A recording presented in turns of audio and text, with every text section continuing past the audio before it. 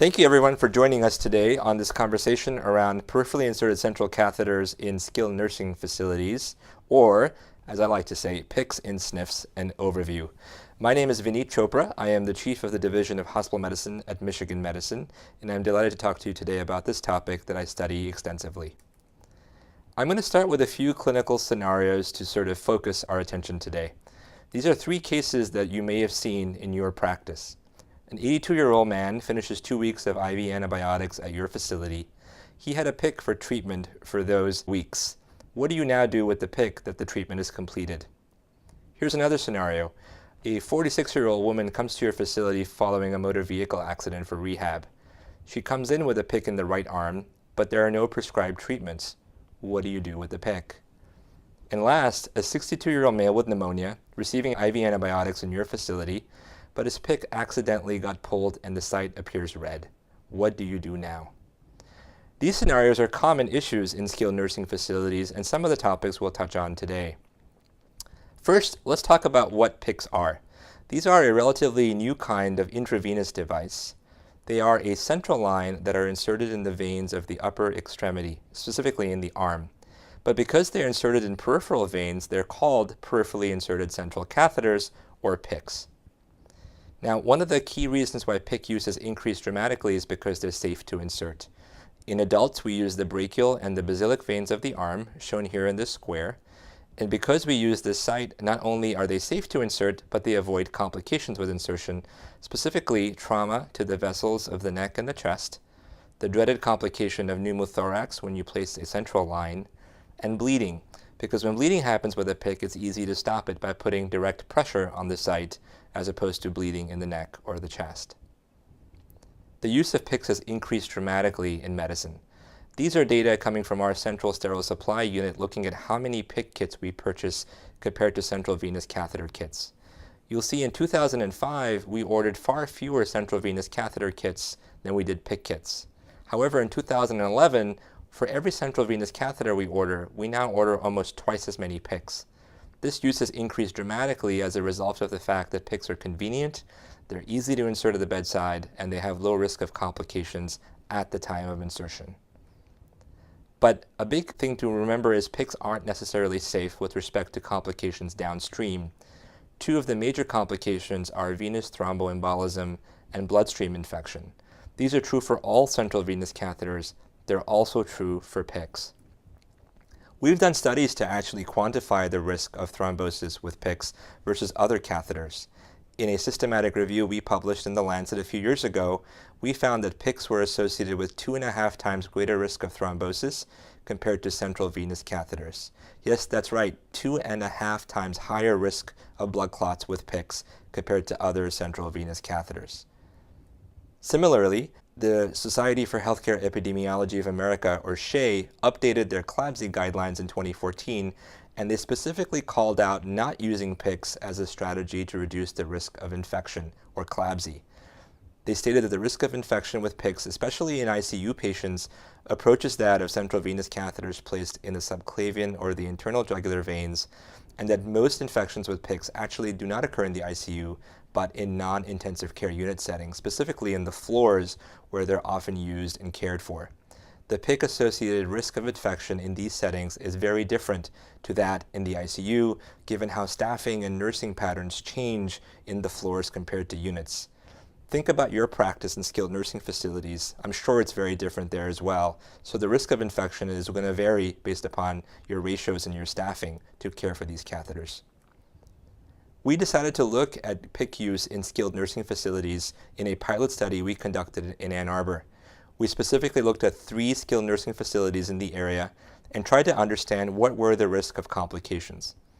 As you'll see here, here is the data from all 3 sites. And the main takeaway here is that major complications were actually very uncommon, so we didn't see that many CLABSIs or blood clots with PICCs. What we did see, however, is a number of minor complications. These were very frequent. So things like occlusion of the catheter, an exit site infection, or accidental removal and dislodgement of PICCs were common in skilled nursing facilities. It's almost a completely different side effect profile in these settings. We also wanted to understand what challenges existed for nurses caring for these catheters in skilled nursing facilities. And here's some of the highlights that we discovered. First, we saw that the catheters were often not used regularly. In fact, we saw many PICCs that were idle and could have been removed. We also found problems looking at the examination site. Specifically, we found sites were red or sometimes angry looking, and the flushing protocol was in place in a variable amount of patients. We also looked at line necessity by the nurse or the physician, or the appropriateness of the line in our opinion. And again, we found a lot of variation in what lines were truly necessary for medical treatments and what lines were appropriate given our review of the actual case. So clearly areas for improvement in clinical care when it comes to PICCs in SNFs. In another study, we actually sat down with nurses who care for these catheters to understand what their big issues were. And what we found were three main areas where help was necessary. The first was in the flushing protocols, and a lot of questions around how best to care for the catheter, how best to actually flush these devices. We also found questions and concerns about idle catheters. What do you do if the PICC is no longer clinically necessary? Should you remove them? Should you keep them in for blood draws, or do you keep them in just in case? And last but not least, we had a number of questions come our way about catheter site evaluations and securement. Again, reflecting what we saw in clinical practice. How best do you evaluate the site? How best can you secure a PICC? Some of the key themes and quotes that I want to share with you today from our study are listed here below. One of the key quotes and themes was lack of information about the PICCs during transition from the hospital. Here's a quote from a nurse. If you looked in the chart, you wouldn't find the information for the catheter. There's simply too much information to go through. Another key theme was questions about resources and inconsistent availability of resources. One nurse told us, we sometimes have to use another patient's dressing kit because we are low on supplies. Again, coming up with concerns about what resources were available to care for these devices. And another theme that we heard about was the need for more training and education. The quote here is, across the board, a lot of people do not know how to draw blood off a PICC.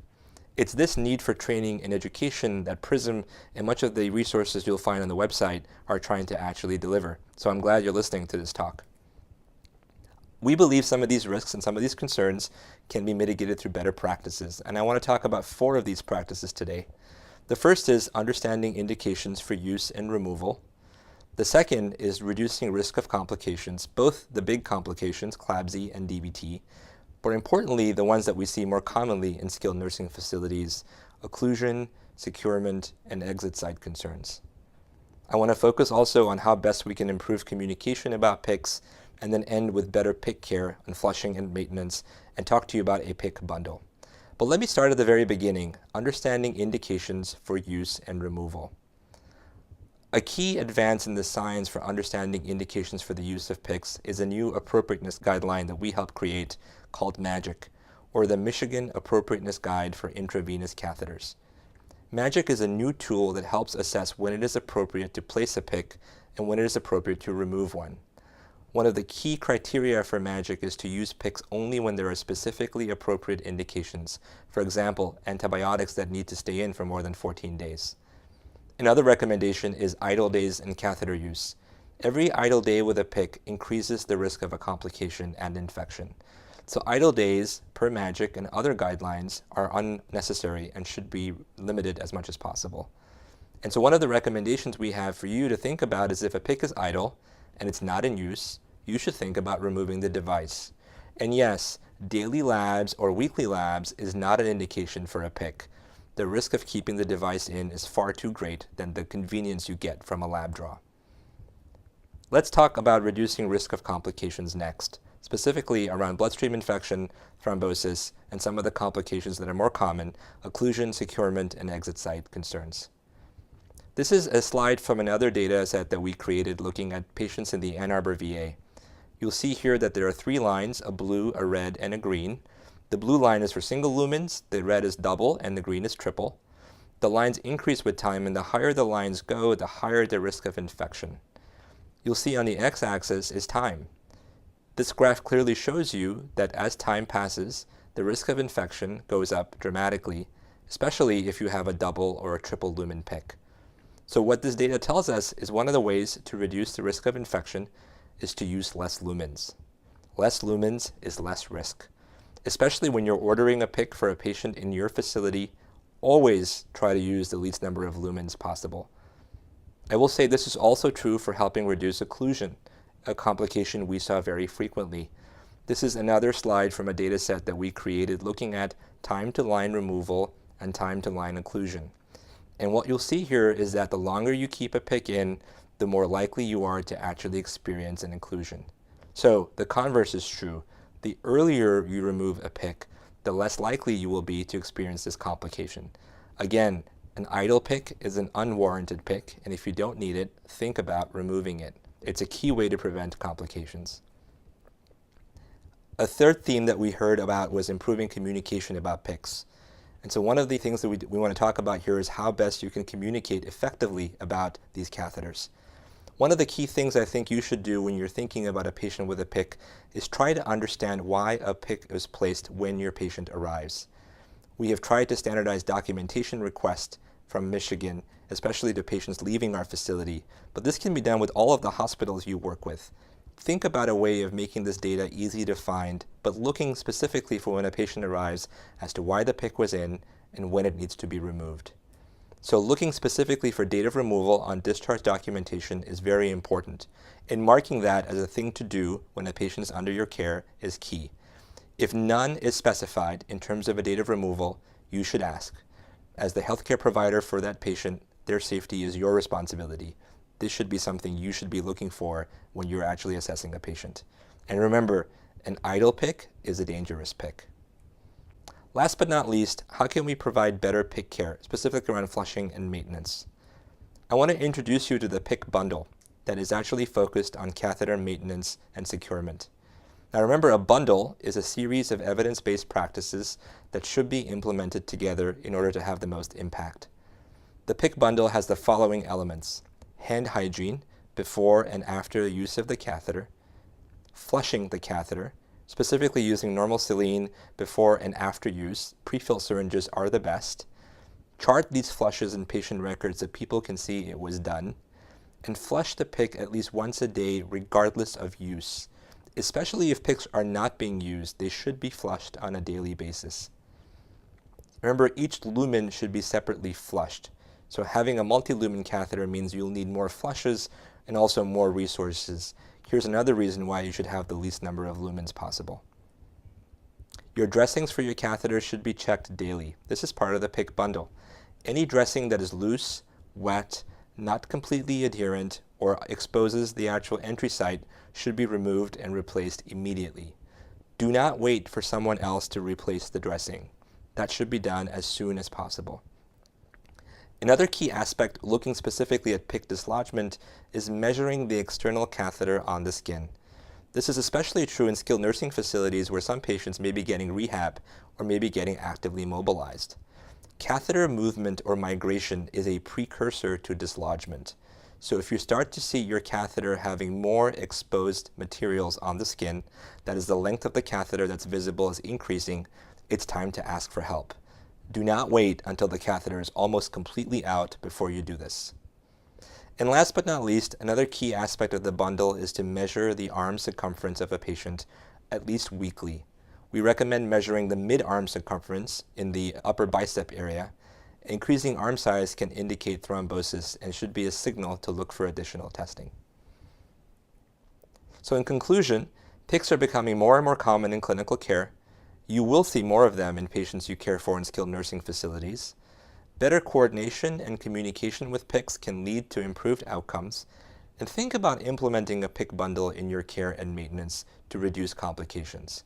And if you remember nothing else, always remember this: consider removing an idle PICC to prevent complications. Thank you for your attention.